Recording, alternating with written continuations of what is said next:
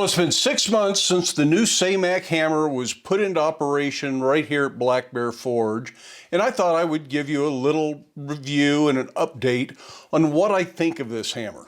This is the Say-Mak SPH60. That's a 60 kilogram nominal ram weight. It actually weighs a little less than 60 kilograms, but with the falling force, that's the rated weight of the hammer, or the striking force of the hammer. And for those of you who are newer to the channel and haven't watched some of the older videos talking about this hammer and why I chose to buy this hammer, I'll link to some of those up here in this corner.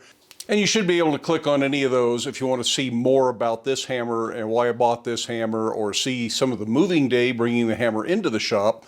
Lots of stuff out there about this hammer.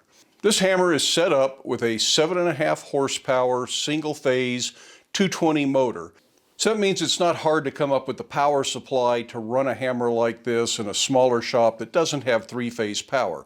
Now you can always buy a phase converter, but that's one more expense, one more piece of equipment, one more thing you got to turn on every time you want to use the hammer.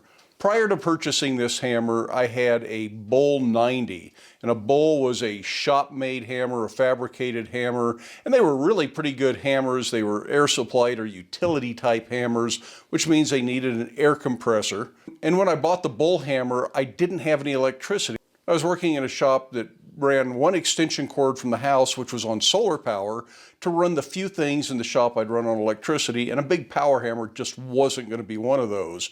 So I had a 20 horse gas powered air compressor that ran the Bull hammer, and that was a pretty good combination. Since moving into this shop, I converted that air compressor to an electric air compressor, and it still ran the Bull hammer just fine. It was still the same air compressor, the same pump, all that kind of stuff. The Bull hammer just never had the finesse and the precision that this hammer has, and it started to have problems, and I just didn't want to have to tinker with it. I didn't want to have to rebuild it. I sent parts off to the original maker of the hammer. He said he would rebuild the parts and send them back to me. It's coming up on close to a year since I did that, and I haven't heard a word from him. All of my efforts to contact him go unanswered. I suppose there's a chance he's passed away or just dropped off the face of the earth. But one way or the other, I'm probably never getting those parts back. So after 3 months of not having a power hammer in the shop and getting further and further behind, because so much of my work is priced based on being able to do it quickly and efficiently under a power hammer, I talked it over with my wife, bit the bullet, dipped into family savings, and we bought a brand new Say-Mak 60 kilogram power hammer. Shortly after the power hammer was delivered, probably within a month, I was making great inroads on that big backlog I had. The hammer was really paying off for me. This hammer was really paying off for me. I got caught up, and it has continued to work hard for me. I can produce a lot of the product that I've always produced more quickly and more efficiently than I used to, because this hammer has more power, more control, more precision, and is just less hassle than the old hammer was. So the short answer to the question is, yes, I am thrilled I bought this hammer. It was money well spent. No, it has not paid for itself in the first 6 months I've had it in the shop.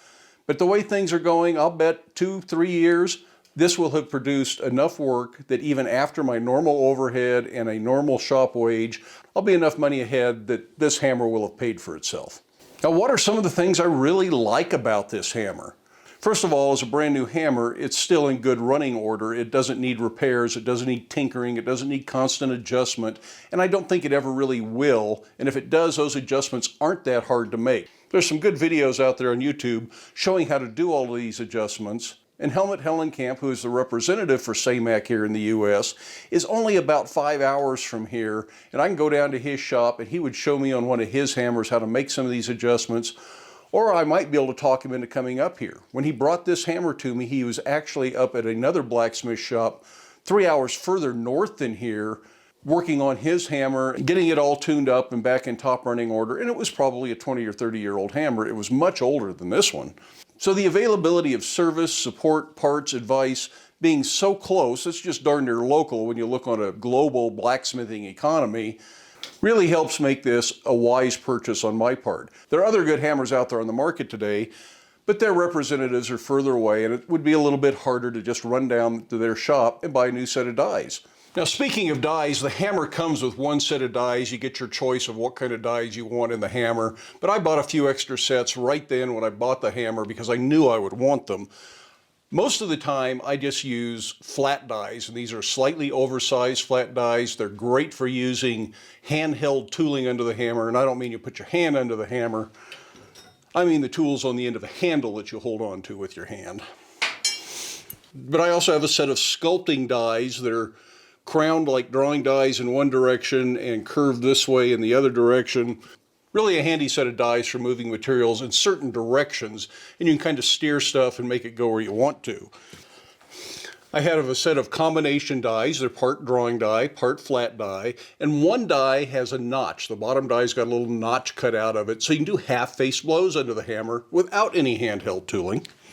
And I also have a set that were blank dies. These were essentially flat dies. They hadn't been ground, hadn't had any shape put to them. And I've turned these into a set of combination dies specifically for working on adzes. They've got a real heavy radius over here so I don't leave chop marks when I'm drawing out adze blades or axe blades. I'm sure I'll be buying more dies for it because it really makes it a versatile hammer to be able to quickly change dies and do a little bit different job under the hammer. And the dies are quick and easy to change. Now the old bowl hammer, the dies were bolted down to the top of the sow block and the underside of the ram, which means to change dies, the ram had to be up in the air and you couldn't put anything between the dies while you were changing them. This hammer, because of the dovetail key system,